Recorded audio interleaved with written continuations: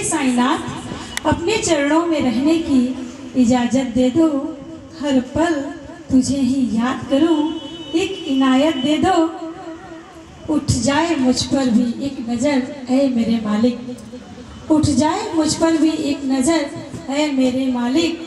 सारी दुनिया की नज़रों से मुझे जमानत दे दो, जमानत दे दो। बोलिए साईनाथ महाराज की जय। आप अपना संक्षिप्त परिचय देते हुए बताइए कि इतने बड़े काम करने की प्रेरणा आपको कहाँ से मिली?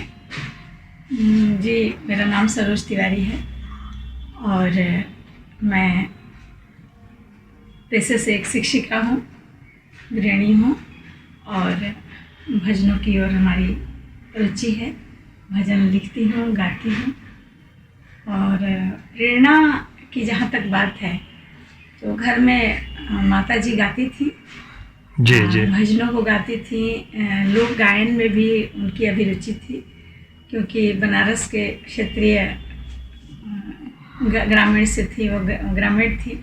बनारस में कहाँ की थी? बनारस के पास इंदारा मऊ जगह है, जी जी जी। उसी लाइन में सलेमपुर एक जगह है। अच्छा अच्छा। तो वहीं से वो थी और तो कुछ उधर से। और मेरे बाबूजी कर्मयोग के मतलब कर्मयोग को मानते थे और गीता पाठी थे, भगवद गीता का पारायण करते थे। जी बिल्कुल, जी, बहुत जी। हृदय से उसका पालन करते थे जी। बहुत पढ़ने की फुर्सत नहीं थी क्योंकि रेलवे की नौकरी थी उनकी और बहुत व्यस्त रहते थे, किंतु कर्मयोग जो था उनका वो हम लोगों के अंदर कहीं ना कहीं आया।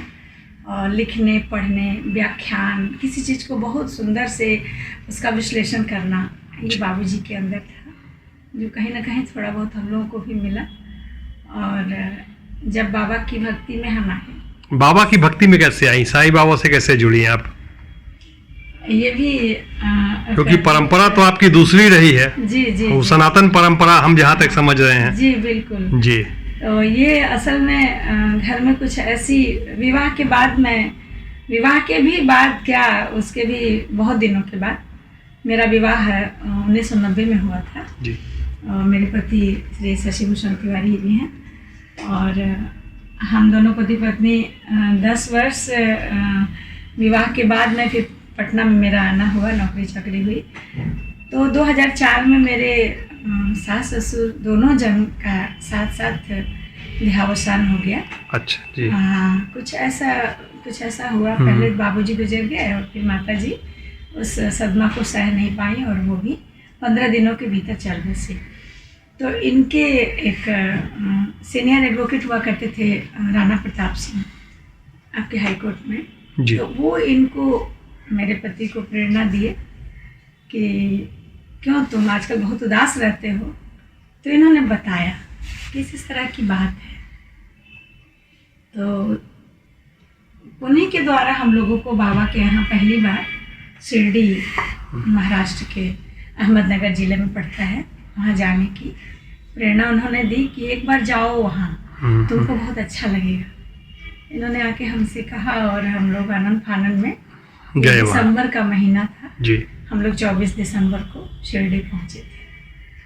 और बाबा की चरणों में जाने के बाद बहुत से ऐसे काम, बहुत हम लोग उस समय बहुत अपने को बहुत अंदर से कमज़ोर महसूस करते थे। जी जी। और विश्वास की बिल्कुल कमी थी कहीं ना कहीं, लेकिन बाबा के चरणों में जाने के बाद एक अंदर से एक अद्भुत संचार, एक शक्ति और एक विश्वास उपजा कि जब बाबा अकेले जी इस तरह से पूरी दुनिया को एक नई राह दिखा सकते हैं, सबका मालिक एक का जो मंत्र उनका है, उसके पीछे बहुत सारे उद्देश्य हैं। लोग बाबा को नहीं समझते, लेकिन बाबा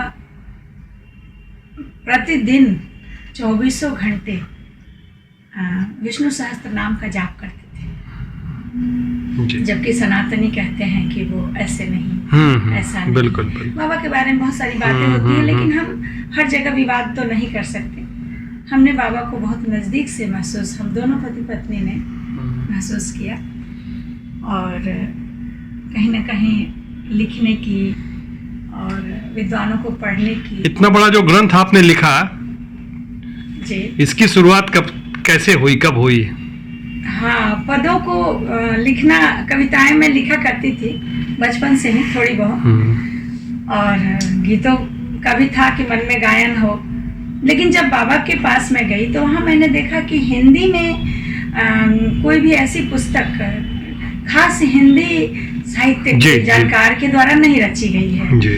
और जो मराठी पुस्तक है उससे जो हिंदी अनुवाद भी हुआ है उसमें भी कहीं न कहीं मराठी शब्दों का तालमेल है, तो कहीं कहीं हिंदी के पाठकों के लिए सहज नहीं है ये। जी, थोड़ा सा बहुत ज्यादा हम असहज भी नहीं कह सकते जी जी, क्योंकि वो सदगुरु के लिए लिखा हुआ उनका भाव है जी। तो मेरे मन में एक इच्छा अंदर से जागृत हुई कि क्यों नहीं इस तरह का एक ग्रंथ लिखा जाए, हिंदी में कोशिश की जाए।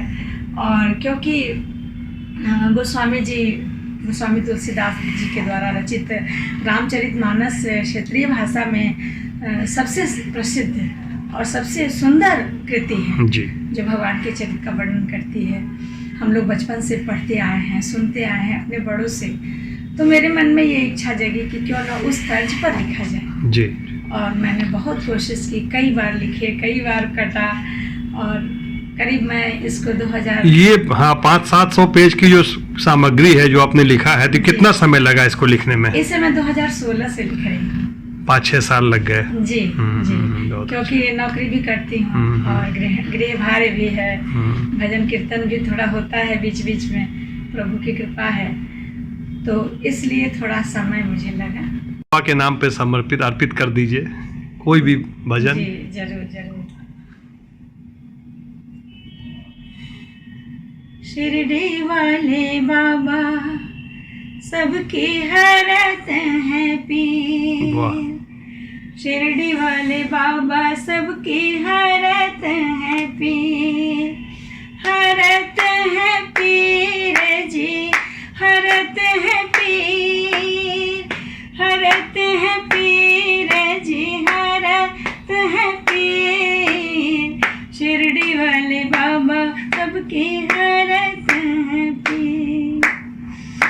इस जग की दस्तूर निराली, खाली ही आए हैं जाना है खाली, इस जग की दस्तूर निराली, खाली ही आए हैं जाना है खाली, काहे तो होत अधीर, शिरडी वाले बाबा सबकी हरत है पीर, शिरडी वाले बाबा सबकी हरत है पीर। बहुत बढ़िया, बहुत बढ़िया, धन्यवाद।